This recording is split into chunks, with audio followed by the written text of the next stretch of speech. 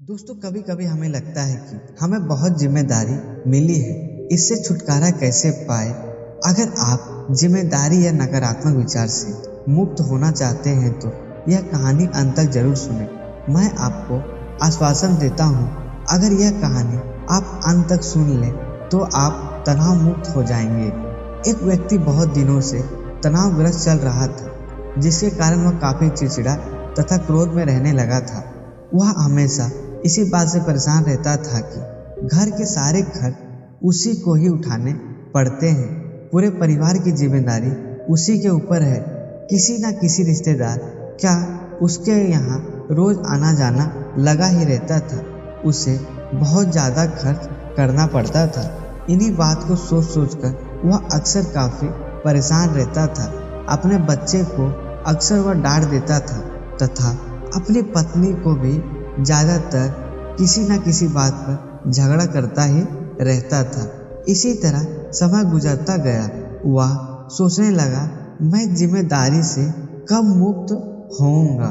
एक दिन वह बैठा था, तभी अचानक उसके पास उसका बेटा आया और बोला, पिताजी मेरे स्कूल का होमवर्क करा दीजिए प्लीज। वह व्यक्ति पहले से ही तनावग्रस्त में था, इसलिए उसने अपने बेटे को जोर से डांटा और भगा दिया। लेकिन जब थोड़ी देर बाद उसका गुस्सा शांत हुआ तो वह बेटे के पास गया। उसने देखा कि उसका बेटा गहरी नींद में सोया हुआ है और उसके हाथ में होमवर्क की कॉपी है। उसने धीरे से जब कॉपी लेकर जैसे ही नीचे रखनी चाहिए, उसकी नज़र होमवर्क के टाइटल पर पड़ी। होमवर्क का टाइटल था, वे कौन सी चीज़ ऐसी है जो हमें शुरुआत में अच्छी नहीं लगती, लेकिन बाद में हमें वह चीज़ बहुत अच्छी लगने लगती है। इस टाइटल पर बच्चे को एक पैराग्राफ लिखना था, जो उसने लिख लिया था। उसने बच्चे का लिखा पढ़ना शुरू किया। बच्चे ने लिखा था, मैं अपने फाइनल एग्ज़ाम को बहुत धन्यवाद देता हूँ, क्योंकि शुरू में तो ये बिल्कुल अच्छा नहीं लगता, लेकिन इसके बाद स्कूल की छुट्टी हो जाती है। मैं खराब स्वाद वाले कड़वी दवाई को भी बहुत धन्यवाद देता हूँ, क्योंकि शुरू में तो ये कड़वी लगती है, लेकिन ये मुझे बीमारी से ठीक करती है। मैं सुबह सुबह जगाने वाले उस अलार्म घड़ी को बहुत धन्यवाद देता हूँ, जो मुझे हर सुबह बताती है कि मैं जीवित हूँ। मैं ईश्वर को भी बहुत धन्यवाद देता हूँ, जिसने मुझे इतने अच्छे पिता दिए, क्योंकि उनकी डांट मुझे शुरू में तो बहुत बुरी लगती है, लेकिन वो मेरे लिए खिलौने लाते हैं, मुझे घुमाने ले जाते हैं और मुझे अच्छी अच्छी चीज़ें खिलाते हैं। और मुझे इस बात की खुशी है कि मेरे पास पिताजी हैं, क्योंकि मेरे दोस्त राजू के तो पिता ही नहीं हैं इस दुनिया में।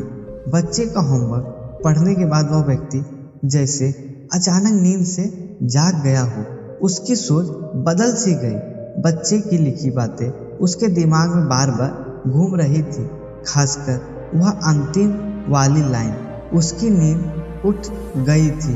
फिर वह व्यक्ति थोड़ा शांत होकर बैठा और उसने अपनी परेशानियों के बारे में सोचना शुरू किया। मुझे घर के सारे खर्चे उठाने पड़ते हैं। इसका मतलब है कि मेरे पास घर है और ईश्वर की कृपा से मैं उन लोगों से बेहतर स्थिति में हूँ जिनके पास घर नहीं है। मुझे पूरे परिवार की जिम्मेदारी उठानी पड़ती है।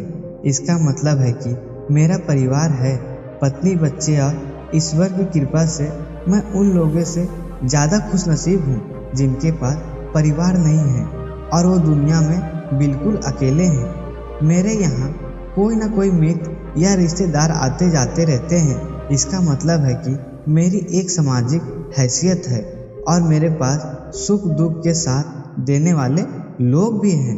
मैं बहुत ज़्यादा खर्चा करता हूँ। इसका मतलब मेरे पास अच्छी नौकरी है और मैं उन लोगों से बेहतर हूँ जो बेरोजगार हैं या पैसों की वजह से बहुत सी चीज़ों और सुविधाओं से वंचित है। हे मेरे भगवान, तेरा बहुत बहुत शुक्रिया। मुझे माफ़ करना, मैं तेरी कृपा को नहीं पहचान पाया। इसके बाद उसकी सोच एकदम से बदल गई। उसकी सारी परेशानियाँ, सारी चिंता एकदम से जैसे खत्म हो गई। वह एकदम से बदल गया। वह भागकर अपने बेटे के पास गया और सोते हुए बेटे को गोद में उठाकर उसके माथे को चूमने लगा और बेटा को तथा ईश्वर को धन्यवाद कहने लगा। दोस्तों, हमारे सामने जो भी परेशानियां हैं, हम जब तक उनको नकारात्मक विचार से देखेंगे तो तब तक वह गंभीर परेशानियों से घिरे रहेगा। लेकिन जैसे ही हम उन्हीं परिस्थितियों को सकारात्मक नज़रिया से देखेंगे तो हमारी सोच एकदम से बदल जाएगी। हमारी सारी चिंताएं, सारी परेशानियां, सारे तनाव एकदम से खत्म हो जाएंगे। इसलिए दोस्तों, आप मुश्किल में ना डरे, मुश्किल से निकलने के नए नए रास्ते ढूंढिए। धन्यवाद दोस्तों।